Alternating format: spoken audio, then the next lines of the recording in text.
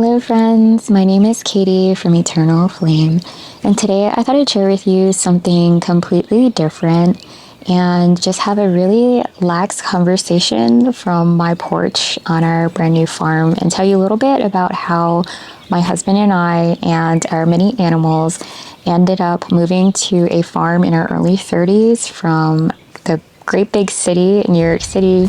So if you're interested in hearing a little bit about that, what my channel was, where it might be going, please stick around. Thanks everyone. Before we get right into this video, I of course wanted to take a quick moment to thank you all so very much for taking the time to join me today. As always, if you enjoy this video, I would so very much appreciate it if you just let me know by giving the video a thumbs up and making sure you're subscribed. Also today, I just wanted to share with you all some of the seeds that I've recently started for this spring. We are, as I mentioned, I'm on a greater than 50-acre farm now. We moved from a 4-bedroom, 2.5 bath with like all the space, fully remodeled, picture perfect cottage home in New York City. We had really the best of all worlds. I was close to my family. My husband was closer to his. The house was just renovated to every specification that I had wanted. I picked every single detail out, from my recessed mirrors to the light fixtures and the paint colors, flooring, everything. I even had our contractor extend our kitchen windows, so I, at the small height of 5-ish feet, could see out the window while I was doing dishes. And so I missed that house very, very much. We downsized from that very large, perfect home to a basically 1-bedroom, 1-bath home that needs lots of love. The floor is kind of caving in right now. My husband and I don't have a bathroom sink because we're in the middle of a DIY remodel. And amid all of that, I was in the process of switching jobs, my husband and I, because so basically an opportunity came up where my husband was offered this great opportunity to move up in his career. And we looked at each other and we said to ourselves, there were several opportunities and we were so grateful for that. But we looked at each other and we thought to ourselves, I don't think I ever told this to my family, but whatever it was had to be such a great opportunity to make my husband and I leave my family, because he knew how important it is for me to be very close to my family. Oh, I'm tearing up. And I know my parents watch my videos, so it's been really hard for me to have left my family, but it was absolutely worth it, and we don't regret it in any way. I do miss them every day. But yeah, so some of the opportunities that came up were just not realistic because they would have been on the West Coast or a really long flight away from my family. And so one of the things I asked my husband was like, I just have to be able to drive in case of any emergencies to visit my family. And so this opportunity came up in Maryland, and we knew it would be really great for both of our careers. Oh my goodness, this is so embarrassing. Can I edit this out? Probably, but it's okay. It's a true heart to heart.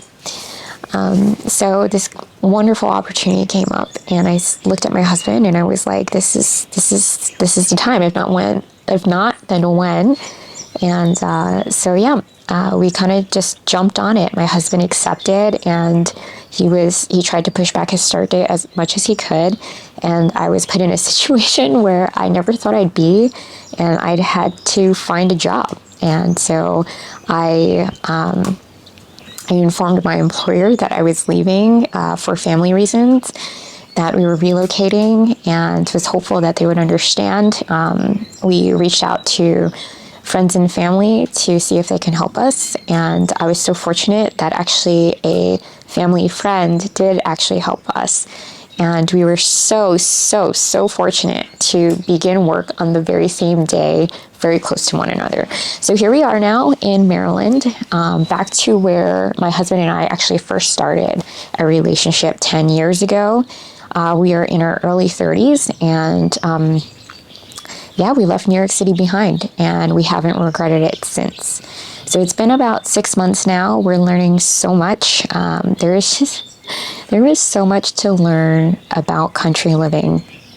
Anything from how to be more self-sufficient in the sense that like you are so far from the common amenities that you have to learn to think ahead, more so than I did before, and think about what you're going to need in the next few days. If anything goes wrong, how will you take care of yourself? Because you can't, in New York City, for anyone who is or is not familiar with New York City, we lived in a place that was just honestly magical.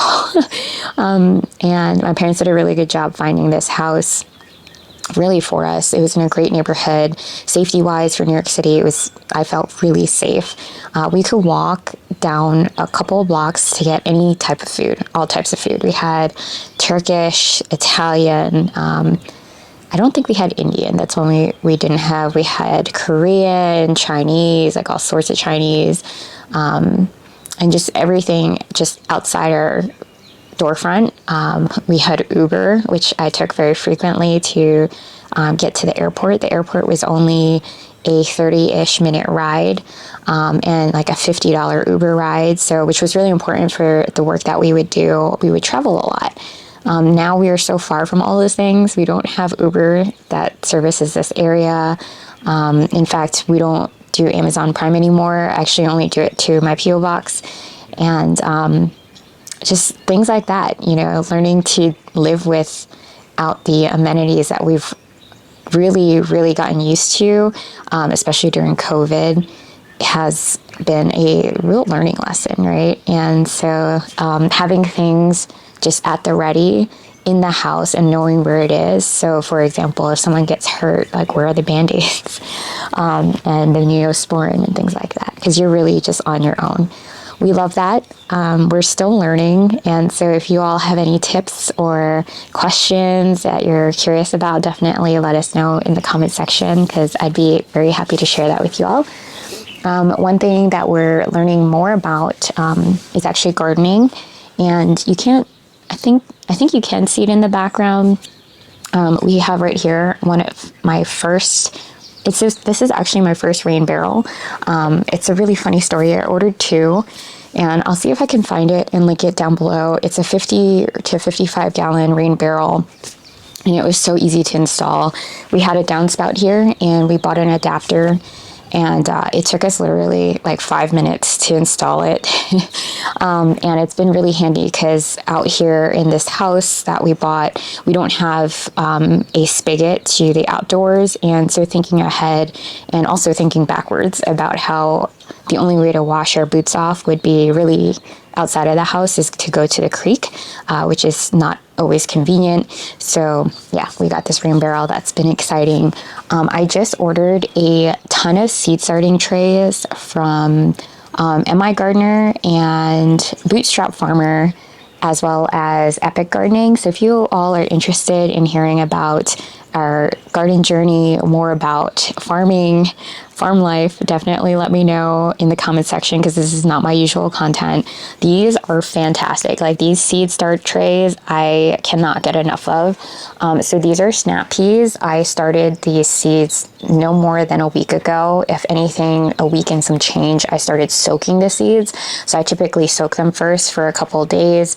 I rinse them off, and then I dunk them in one of these. They're so hardy. I'm squeezing them to show you, but you can't see how much pressure.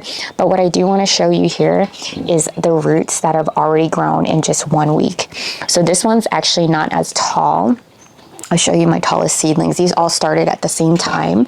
These are some beans. This is bush beans. However, I have a snap pea tag here. And so I got these, like some of these things I got on Amazon, and I can share with you all if you were interested. But it took me many years. And I guess what I'm trying to express is this is part of why we wanted to move out here. I actually started gardening, like my first plant and seed experiment was actually in Baltimore, Maryland. It was my first job out of college. The first thing I did with my first paycheck was adopt my dog, Bailey, that you guys have seen in other videos. She's actually just walking around right now. And she is now, yes, she's now a senior dog. And afterwards, I went to, I think, like Target, Home Depot, Lowe's, whatever, nearby, because everything was so close. And I bought a few planter boxes, like those long, skinny ones. And I started growing beans from my porch in my very first apartment. I had no idea what I was doing. My grandmother always had a green thumb and would grow vegetables in her garden for us to eat. But my parents were never really that into it. And so I was like, what am I doing? And I kind of left it there. But then my husband and I moved to about like a 1 acre lot in a house that we adored. It was a split foyer, which I didn't want. It was my very first house. It was my very first dream home, forever home. And, it's since been, now we're on our third house, hopefully dream home, forever home for sure. And what I'm trying to get at is that you can really start with nothing, and you should. If you have any interest in gardening or growing your own food, learning about and just seeing the benefits of your hard work, like in your patience. I struggle a lot with patience. Like, I'm not really great at waiting. And as you would imagine, like, this is not going to grow any faster. I mean, look at these 3 that haven't sprouted yet, right? Like, no matter what I do, it's not going to come. So if you're interested in it, I'd say just go out, get what you can afford, whether it's, $50, $20 in supplies. Like, seeds can be so cheap. Honestly, my goal is to be able to learn how to harvest more of my own seeds, and hopefully in years to come, I would love to be able to send out seeds for free to folks as like happy mail once I do get that going. So if you guys are interested, like gardening does not have to be expensive, which is hard. It seems disingenuous for me to say since I've been buying all of these seeds starting trays, but just test it out with some cheaper items and then get what you can afford. And I think it's the same thing I tell everyone about starting a YouTube channel. Just go for it, because what do you have to lose? And if it's $20 that you have to lose, or 20 hours, it's not going to kill you. But if you are successful in whatever it is that you're trying, that 20 hours or $20 is going to feel like nothing to you in the end. And so yeah, that's where we are. That's how I ended up here. It's a really emotional way to tell you that we are so happy. And similar to, I guess, everything I've said, is if you have this feeling but you're scared, it's the same thing. We were terrified of leaving. I was terrified of leaving New York City and my family, and I still obviously am very emotional about it. Just do it, because if I was too scared to make this jump, I would have never been able to find the peace that we have found here on the farm. And I know it's going to be hard. It's already been a lot of hard work, learning how to do everything on your own, and learning that it's really just you and your husband and your immediate family has been humbling, at the least, at the very least, I guess. But gosh, I am so grateful. Like, we wake up every morning to these beautiful sunrises, and we go to sleep every night to these beautiful sunsets. And I can finally hear my own thoughts. Whereas in New York City, I felt like it was always the chatter outside the window, or the bus going by our house that was actually pretty far out towards the island and outside of the city. And just the amazing people that we have met, the amazing connections that we've made. The culture is so different. The food's so different. So I do miss my wonderful selection of Thai versus Turkish food and things like that. But at the end of the day, there's pros and cons to wherever you live. And I hope to be able to share that journey with you all.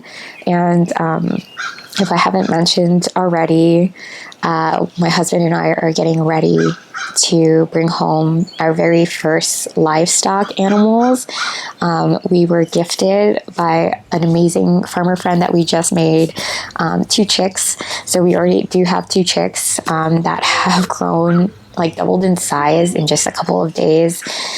And now we're going to bring home two miniature donkeys. So if y'all have any suggestions for names for miniature donkeys, we have not, I guess, settled on that yet. Our chicks, we finally settled on Honey and Sweet Pea. So I'll try to insert some footage of that somewhere in the screen here so you can kind of see. And yeah, I hope to see you in our next video. Bye, friends.